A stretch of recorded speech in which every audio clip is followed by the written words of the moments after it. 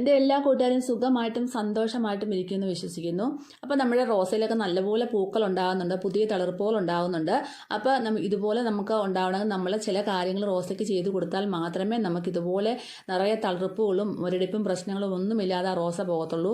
അതിൻ്റെ ഒരു കാര്യം എന്ന് പറയുന്നുണ്ട്, നല്ലൊരു ഫെർട്ടിലൈസറും കാണിക്കുന്നുണ്ട്. അപ്പോൾ വീഡിയോ സ്കിപ്പ് ചെയ്യാനേ കാണണം. വീട്ടിലേക്ക് പോകുന്നതിന് മുമ്പായിട്ട് ഇതുവരെയും എൻ്റെ ചാനൽ സബ്സ്ക്രൈബ് ചെയ്യാത്ത പുതിയ കൂട്ടുകാർ ആരെങ്കിലും ഉണ്ടെങ്കിൽ പ്ലീസ് ഒന്ന് സബ്സ്ക്രൈബ് ചെയ്യാൻ മറക്കല്ലേ. വീഡിയോ ഇഷ്ടമായെങ്കിൽ ഒരു കുഞ്ഞു ലൈക്ക് തരാനും മറക്കല്ലേ. ബെല്ലൈക്കൺ പ്രസ് ചെയ്ത് ഓൾ എന്ന ഓപ്ഷൻ കൊണ്ട് പ്രസ് ചെയ്യുകയാണെങ്കിൽ ഞാനിൻ്റെ വീഡിയോസ് എല്ലാം നമുക്ക് ഡയറക്റ്റ് ആയിട്ട് കിട്ടുന്നതായിരിക്കും കേട്ടോ.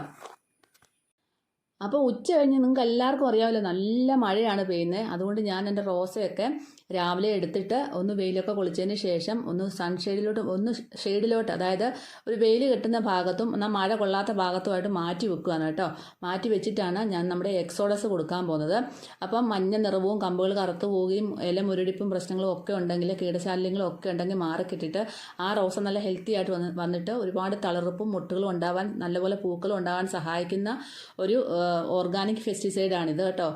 അല്ലാതെ കെമിക്കലല്ല, ഓർഗാനിക് തന്നെയാണ്. ഓർഗാനിക് പെസ്റ്റിസൈഡ് എന്നാണ് നമ്മൾ അതിനകത്ത് പറഞ്ഞേക്കുന്നത് തന്നെ. കുഴപ്പമൊന്നുമില്ല. നല്ലവണ്ണം ചെടികൾക്ക് സംരക്ഷണം നൽകുന്ന ഒരു ഓർഗാനിക് പെസ്റ്റിസൈഡ് തന്നെയാണ് നമ്മുടെ ഈ ഒരു എക്സോഡസ് കേട്ടോ. അപ്പം ഞാനതിൽ 1.5 മില്ലി എടുത്തിട്ട്, 1.5 അല്ലെങ്കിൽ 2 മില്ലി മാക്സിമം എടുക്കാവുള്ളൂ. 1 ലിറ്റർ വെള്ളത്തിൽ ഡൈല്യൂട്ട് ചെയ്തിട്ട്, നന്നായിട്ട് ഡൈല്യൂട്ട് ചെയ്തിട്ട് നമ്മുടെ റോസാ ചെടികളിലൊക്കെ സ്പ്രേ ചെയ്ത് കൊടുക്കുകയാണ്. സ്പ്രേ ചെയ്ത് കൊടുത്തതിന് ശേഷം നമ്മൾ ഈ മഴയത്ത് വെക്കരുത്. നമ്മൾ എക്സോഡസോ ഏത് സാധനമോ നമ്മുടെ ചെടികൾക്ക് സ്പ്രേ ചെയ്ത് കൊടുത്തു കഴിഞ്ഞ് മഴയത്ത് വെച്ചാൽ അതിൻ്റെ ഒരു ഗുണവും കിട്ടത്തില്ല.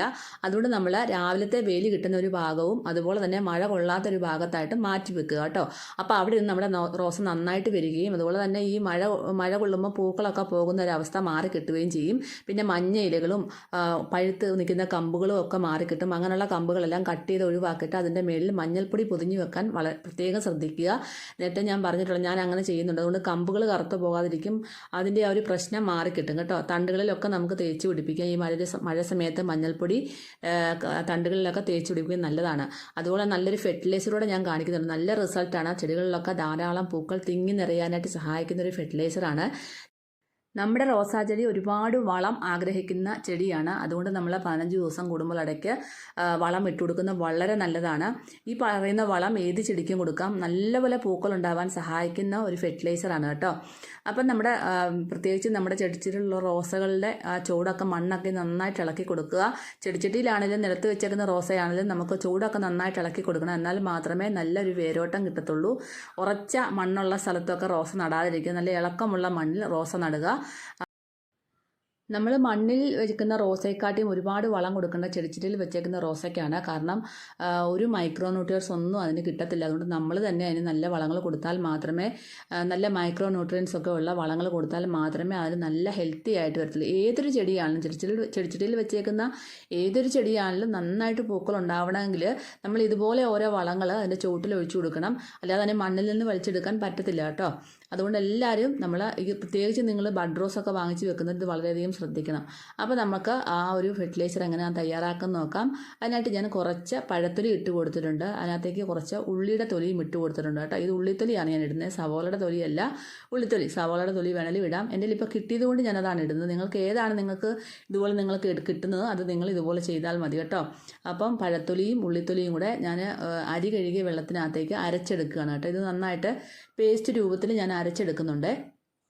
അപ്പോൾ ഇത് നമുക്ക് കഞ്ഞിവെള്ളം ഒഴിച്ചും അരച്ചെടുക്കാം. അപ്പോൾ ഇത് നന്നായിട്ട് അരച്ചെടുത്തിട്ട് ഞാൻ ആ ഒരു അരി കഴുകിയ വെള്ളത്തിലേക്ക് ഇത് ഒഴിച്ചു വെക്കുകയാണ്. ഒഴിച്ചു വെച്ചതിന് ശേഷം നമുക്ക് ഇന്ന് അടച്ച് മൂടി വെക്കാം കേട്ടോ.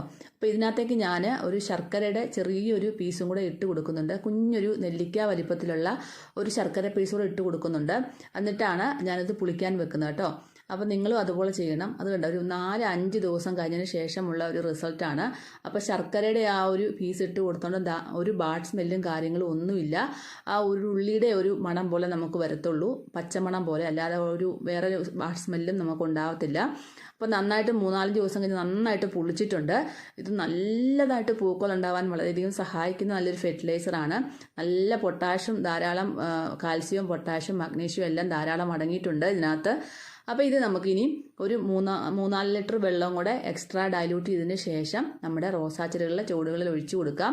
നല്ല റിസൾട്ടാണ്. അപ്പോൾ റോസയുടെ ചുവടൊക്കെ ഒന്ന് ഇളക്കി കൊടുത്തതിന് ശേഷം നമ്മൾ ഒഴിച്ചു കൊടുക്കുന്നത്. ഇപ്പം ഞാൻ മണ്ണിൽ വെച്ചേക്കുന്ന റോസയ്ക്കാണ് ഒഴിച്ചു കൊടുക്കുന്നത്. മറ്റേ റോസയ്ക്കെല്ലാം ഞാൻ എക്സോഡസ് കൊടുത്തിട്ടിരിക്കുന്നതുകൊണ്ട് ഇന്ന് മണ്ണിൽ വെച്ചിരിക്കുന്ന റോസയ്ക്കാണ് കാണിക്കുന്നത്. ഇതിപ്പോൾ നിങ്ങൾക്ക് ചെടിച്ചെടിയിൽ വെച്ചിരിക്കുന്ന റോസയ്ക്കും ഇത് ഒഴിച്ചു കൊടുക്കാം.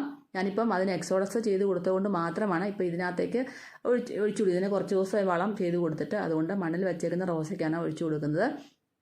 അപ്പോൾ എല്ലാവരും ഇതുപോലെ ഒന്ന് ട്രൈ ചെയ്ത് നോക്കാൻ മറക്കല്ല കേട്ടോ. 10 മണിയെല്ലാം പോയായിരുന്നു, പിന്നെയും വീണ്ടും അത് കിളുത്ത് വരുന്നുണ്ട് കേട്ടോ. 10 മണി ഒരുപാട് പടർന്നു കഴിഞ്ഞാൽ റോസ എല്ലാം പോകുമെന്ന് വിചാരിച്ച് ഞാൻ കുറച്ചെല്ലാം പറിച്ചു മാറ്റിയതായിരുന്നു. പിന്നെ അത് കിളുത്ത് വരുന്നുണ്ട് കേട്ടോ. അപ്പോൾ എല്ലാവരും ഈ 2 കാര്യങ്ങളും ചെയ്ത് നോക്കാൻ മറക്കല്ലേ. നമ്മുടെ ആദ്യം കാണിച്ച എക്സോഡസും അതുപോലെ തന്നെ നമ്മുടെ ഈ ഒരു ഫെർട്ടിലൈസറും ഇതുപോലെ നിങ്ങൾ മാറി ചെയ്ത് നോക്കണം. എക്സോഡസ് നിങ്ങൾ മാസത്തിലൊരിക്കൽ മുടങ്ങാതെ നമ്മുടെ റോസാ ചെടിക്ക് കൊടുക്കാൻ മറക്കല്ല കേട്ടോ.